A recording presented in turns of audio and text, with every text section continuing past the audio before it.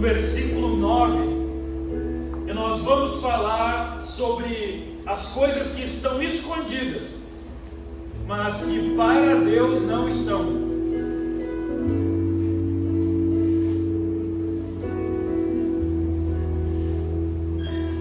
Quinta-feira, faz aquele esforço, pega a sua Bíblia, traz para a igreja.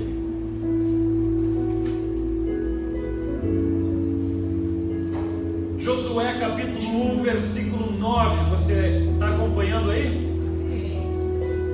Começa dizendo assim: não foi isso que eu ordenei? Repete junto comigo essa pergunta bem alto. Não foi isso que eu ordenei? Aqui a gente tem uma pergunta que vem da parte de Deus. Olha para mim, Deus está falando isso. Deus está olhando para as pessoas e dizendo: não fui eu que ordenei isso, não fui eu que disse isso para você. Pode cortar lá, Rafa, porque senão eles nunca vão parar de olhar para lá. É difícil pegar a atenção do povo durante a mensagem. Não foi isso que eu ordenei para vocês? Deus está perguntando. Eu quero que você pare e pense: quando é que um pai faz uma pergunta que nem essa? Quando é que um pai faz uma pergunta que nem essa? Vamos lá. Quando é que um pai chega em casa e diz assim: não, o que eu te falei?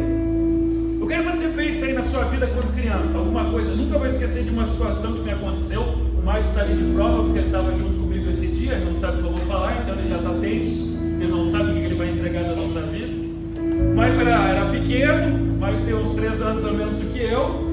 E a gente brincava na construção da casa dele. Uma casa de 3 andares, não tinha porta, não tinha janela, em tempo de construção. Marilda sabe bem, porque eu morava ali do lado, a Marilda é vizinha. E quando não tinha porta e não tinha janela, aquela casa era um labirinto enorme para a gente correr, pular, descer, subir a escada. Vanessa está rindo, correu lá dentro também? É? Então, viu? Todo mundo corria dentro da casa do bairro. Não era construído, só tinha o cimento, tijolo, a parede, só tinha isso. Então era um lugar para toda criança do bairro, maravilhada, brincar de tudo que quisesse lá dentro, inventar o mundo que quisesse. Era uma casa grande. E eu e o Maicon brincava muito lá dentro. Um dia aquela casa era uma espaçonave, outro dia aquela casa era um castelo, outro dia aquela casa era uma fábrica, e a gente brincava do que a gente queria lá dentro. Mas eu lembro que um dia, depois de muita bagunça dentro daquela casa, o vô do Maicon, o vô Noé, chegou para mim e disse assim: ó, David, eu estou trabalhando aqui dentro, eu tranquei a porta por onde entra toda a criançada, e tu não me permite que entre aqui nenhuma criança. Eu era bem obediente, mas eu não sei porque aquele dia aquele pensamento foi embora da minha cabeça. A criançada começou a chegar, e não era 1, 2 ou 3, era tipo 15, 20 crianças, né? E tinha uns mais grandes, aqueles que repetiram 7 vezes a 7ª série, já tem 15 anos de idade, 20 anos de idade, já trabalha, né? E vieram junto brincar, então umas pessoas bem maiores do que eu. E aí o pessoal pulava do 2º piso, pulava em cima da madeira, corria por tudo. E eu comecei a me divertir com aquilo, comecei a me encantar com aquele momento. Era tanta gente, eu estava tão popular, tinha tanto amigo, tudo por causa da casa. E uma hora, enquanto a gente estava pulando do 2º andar, em cima da serragem, da areia, do que tinha lá, todo mundo correndo, eu lembro que o vô Noé chegou, estacionou o carro e disse: David, o que é que eu te falei? E aqui, claro, obviamente, tomei um xingão, correu criança para tudo quanto era lado, o CPT de 8ª série voando de volta para os seus trabalhos, e eu lá sem reação. E aqui a primeira frase que a gente tem é: o que foi que eu vos ordenei? Em outras palavras o que eu te falei? Deus está olhando para esse povo e dizendo para eles: o que foi que eu falei para vocês? Ou seja, que Deus está lembrando as pessoas de algo que Ele já tinha dito. Você vê como a gente esquece aquilo que é importante? Você vê como normalmente na Bíblia, eu sei que essa não é a atitude que a gente tem que ter de, nossa, como eu lembro, mas a gente olha para a Bíblia e vê um povo que esquece o que é importante, que tem facilidade em esquecer o que importa, que tem facilidade em sair do caminho que deveria estar andando. Qual é o caminho que você deveria estar andando? E qual é o caminho que você está trilhando? Qual é a atitude que você devia estar tendo? E qual é a atitude que você tem tido? Porque hoje Deus está dizendo: o que foi que eu te disse? Quem foi que eu disse que você é? Para que foi que eu te chamei? Para onde foi que eu te enviei, Natanael? Para que lado foi que eu te chamei, Lisiane? O que foi que eu te chamei para fazer, Marilda? Quem eu disse que tu é, Cleiton? Qual é o meu plano com a tua vida? Você lembra muito bem, Maico? Deus está dizendo nessa noite, você lembra o que foi que eu disse a teu respeito?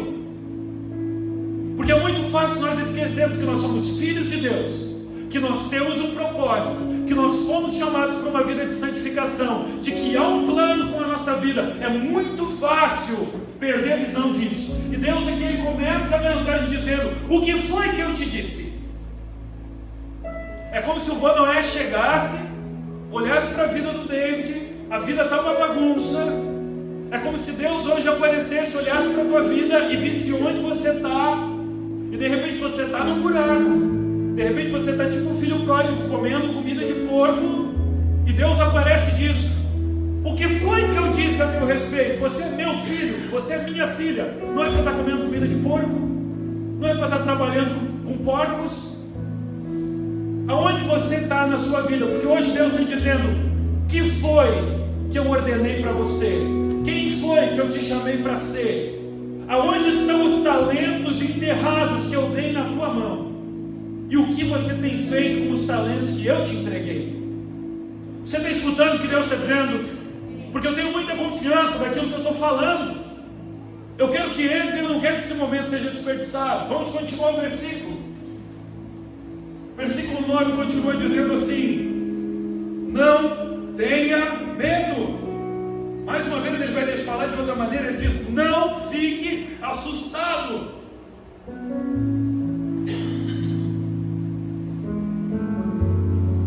Como é que eu posso pôr isso em palavras?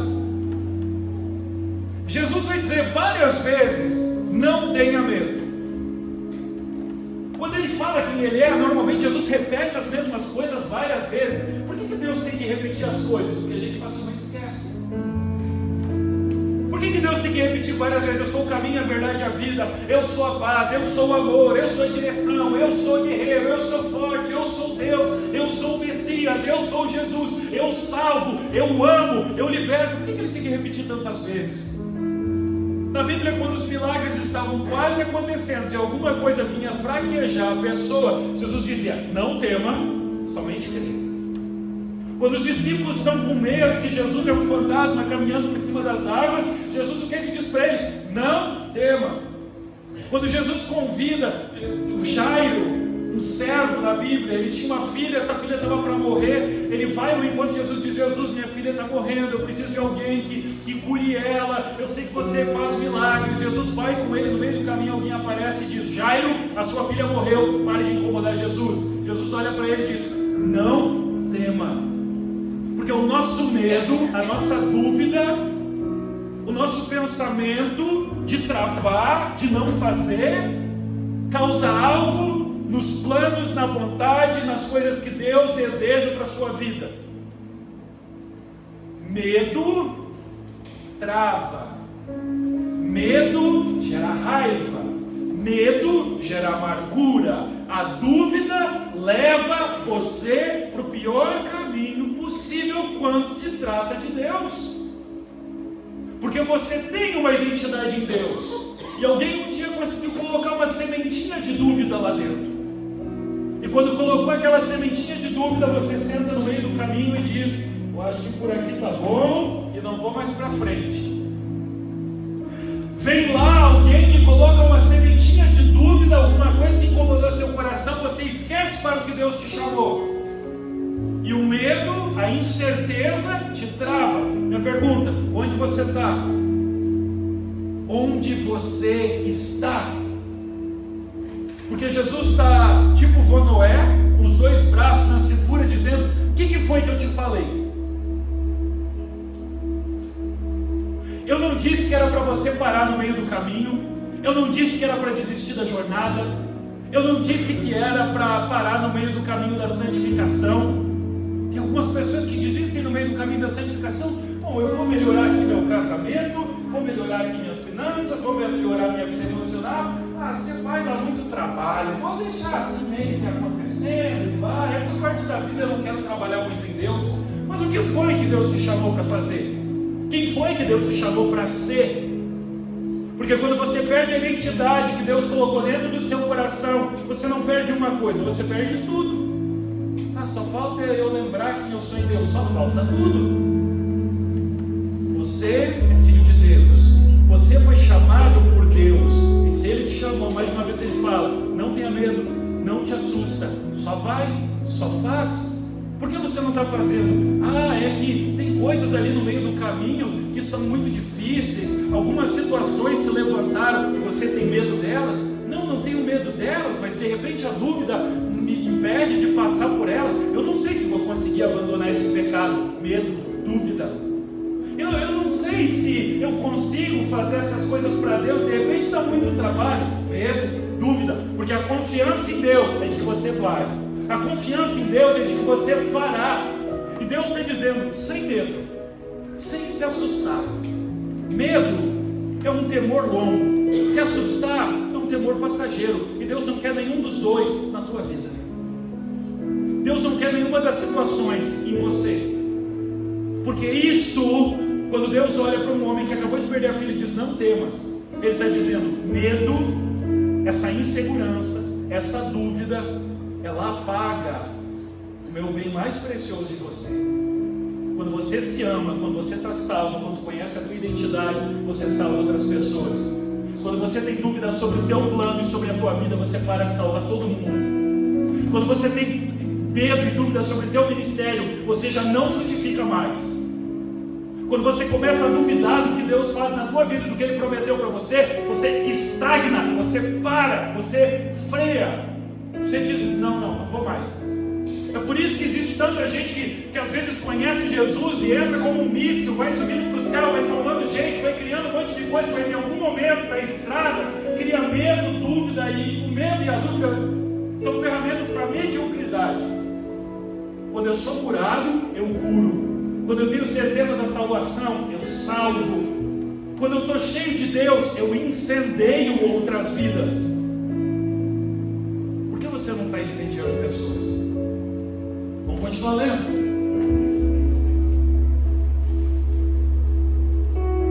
Porque o Senhor seu Deus estará com você por onde quer que você andar. Porque o Senhor seu Deus estará com você por onde quer que você andar. Eu vou dizer mais uma vez, porque o Senhor teu Deus. Quem é o teu Deus? Teu Deus é o dinheiro, quando ele acaba você não tem mais Deus. Quem é o teu Deus? Quem é a tua segurança? Quem é a tua salvação? Que tamanho ele tem? Porque o teu Deus estará contigo por onde quer que tu andar. Ele estará contigo quando tu entrar no quarto com uma pessoa doente. Lá Ele estará contigo. Ele estará contigo quando você estiver ministrando o teu ministério, trabalhando o teu ministério. Lá Ele estará para frutificar. Você sabe como é o ambiente onde Deus está? Quando Deus está, as coisas funcionam, frutificam, Ele aparece, Ele desenvolve, as coisas fluem, acontece emocionalmente, financeiramente, familiarmente, santificando na nossa vida. Em todo lugar onde nós colocarmos Deus, lá Ele estará. Nunca me esqueço de uma vez que Deus me deu uma lição incrível para a minha vida. Não que eu fosse um péssimo motorista, mas Ele me deu uma lição de qualquer maneira. Eu lembro que a primeira vez que eu saí para fazer a carteira de motorista, porque Deus fala com a gente em todo momento. Eu sentei dentro do carro, e aí eu fui fazer a carteira de motorista, fazia a baliza muito rápido, saía. E aí eu lembro que eu fui fazer a minha carteira, ele me botou numa pegadinha numa estrada, não falou nada, eu fui indo, entrei na contramão. Ele disse, rodou, eu voltei. Você sabe, passa aquele tempo, você paga, vai lá de novo fazer, você fica com frio na barriga, será que eu vou passar? Fui fazer de novo, fiz tudo direitinho, na hora de voltar ele disse, estaciona, eu abençoado aqui consegui estacionar na contramão. Incrível. Já vi gente que rodou porque bateu a baliza. Eu estacionei na contramão. Ele disse, então, David, quando a gente pede para estacionar, normalmente é do nosso lado da faixa. Eu disse, obrigado. Aí eu fui para casa reclamando, Deus, por que essas coisas acontecem com a gente, não sei o que, aquela coisa. Deus disse, mas tu me convidou para ir junto contigo? Eu disse, não convidei. Fui lá a terceira vez para fazer minha prova, eu disse, Deus, vem comigo, entra no meu carro, Aí eu consegui passar. Foi uma maneira de Deus, porque podia ter dado tudo errado de novo. Mas Deus está dizendo: eu quero que você me leve para onde você vai. Quando tu entra no teu trabalho, você leva Deus, Ele está lá.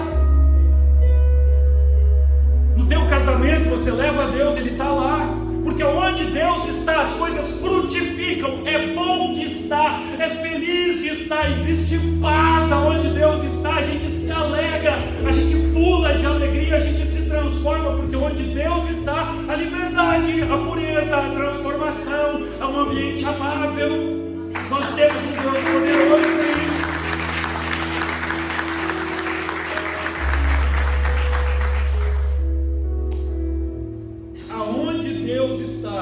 Existe vida. E ele diz o quê? Porque eu, o Senhor teu Deus, estarei contigo. Ah, mas será que Deus vai estar comigo? Ele vai estar contigo. Mas te lembra quem você é? Te lembra o que você foi chamado para ser? Quem você foi chamado, o que você foi chamado para viver? Te lembra. Agora vamos para outra parte da mensagem. Eu já estou feliz. Eu tinha meia hora para pregar. Estou contente. Pastor, quando esse versículo é falado? Esse versículo é falado como uma motivação, porque aquele povo que saiu do Egito, essa parte da história todo mundo conhece, saiu do Egito, deixou de ser escravo, Moisés foi libertar, abriu o mar vermelho no meio, eles andaram 40 anos no deserto. Quem está entrando agora na terra prometida, que é essa parte do versículo, são os filhos dessas pessoas. Todo aquele povo que saiu do deserto, morreu no deserto. Seus filhos agora, eles estão na fronteira com um país novo, com Israel, com o país que vai ser deles. Esse povo está cheio de pessoas agressivas, prontas para brigar com eles, porque não querem ceder espaço para eles entrarem. Eles vão ter que entrar na base da espada, na base da luta, na base do desespero mesmo. E eles olham para aqueles povos com sangue no olho, que são bravos, que são violentos, que são cruéis. Eles olham para esses povos e eles ficam com medo. E aqui Deus está dizendo para eles: eu quero que vocês lembrem quem vocês são. Eu quero que vocês lembrem o que vocês passaram. Eu quero que vocês lembrem que eu sou um Deus que transforma, que tira da escravidão para a liberdade, para a falta de um espaço, para um espaço abençoado que manda leite e mel. Esse é o nosso Deus. Você não deve, você não precisa, você não pode mais ficar morando naquele deserto que você viveu um dia. Você não mora mais lá, Deus não te chamou para ficar morando lá. A gente só tem condição de prosperar, de crescer, de ser abençoado e abençoar quando a gente sai de uma mentalidade de viver no deserto para sempre. Tem gente que conheceu a Cristo, mas continua vivendo dentro do deserto. Pastor, como assim? Será que Deus me ama? Que tipo de pensamento é esse? Ele só morreu numa cruz, derramou o seu sangue, ressuscitou no terceiro dia, subiu aos céus, porque Deus te amou. Sai do deserto, toma a tua identidade em Cristo. Eu sou filho, eu sou filha, eu sou amado, eu fui transformado, eu tenho o poder que vem do Espírito Santo para salvar vidas, para restaurar casamentos, para aplicar no ministério, para salvar minha casa, para orar pelos outros, para abençoar minha comunidade, para pregar o Evangelho, para orar pelos doentes, para libertar vidas que se sentem presas. Você acredita nisso? Porque eu acredito nisso. Eu posso ouvir um amém? Amém. Eu creio nisso. Deus está dizendo hoje: o que foi que eu te disse? De repente você está dizendo assim para mim: mas nunca o profeta me prometeu algo, ninguém nunca me falou. O que Deus fala para você através da Bíblia? Ele te chama para conhecer Ele, Ele te chama para ser salvo, Ele te chama para levar o Evangelho e salvar vidas. Ele é um Deus que tira do deserto e que põe na liberdade. Ele é um Deus que tira do deserto de morte e traz para uma terra de vida com abundância. Esse é nosso Deus e nós cremos nele. Sai completamente santificação. Sai. Deus não te quer mais nessa mordomia. Deus não quer você mais nessa zona de conforto. Deus não quer mais você nessa mediocridade. Sai. Deus te chamou para ser abundante e você não vai cumprir seu propósito sem estar santificado. A Bíblia diz: sem santificação ninguém verá a Deus. O que você vai transformar? Que testemunho você vai dar? O que você vai oferecer? Se o seu espírito não estiver vibrante, cheio da presença do Espírito de Deus. Você tem que fazer isso por mim? Você tem que fazer isso porque o pastor está pregando aqui na frente, incentivando você a buscar Deus? Você tem que fazer isso porque sua esposa, seu marido gostariam que fizesse? Você tem que fazer isso por causa da igreja, da congregação, que existe um prédio construído nesse lugar? Você precisa fazer isso por causa dele, lá no céu, que um dia te amou e te chamou, independente do David, independente da videira. Ele te chamou, ele te comissionou, ele olhou para ti individualmente, a sua história, somente com ele. Ele olhou para você e disse: eu te envio, eu te amo, eu tenho um sonho, um plano com a sua vida, eu te separei, eu te escolhi para o que eu vou fazer. É para isso que você tem que vibrar. É por isso que você tem que se preencher. Não é por minha causa, ou pelo pastor, ou pelo Natanael, ou pelo cara que toca o teclado, ou pela pessoa que liga a câmera para tocar um culto, ou por quem recebe na porta. É porque você é filho dele. E nada vai ser transformado sem santificação. Então sai do deserto. Independente do que te pôs lá, joga as desculpas para outro lugar. As desculpas para obedecer a Deus, joga fora. Porque para obedecer o diabo a gente não joga. As desculpas para ser mais tarde outro dia, joga fora. E se até agora você viveu, eu quero fazer um apelo, eu vou chamar para frente, então presta bastante atenção no que eu vou falar, porque eu vou chamar aqui para vir na frente do palco. Deixa uma penumbra lá para mim, para o pessoal se empolgar de repente a vir para frente do palco, porque senão nunca vai levantar ninguém. Vai deixar a luz número 4 aqui, obrigado. Essa mensagem ela é para confrontar. Então, se a tua vida de santificação com Deus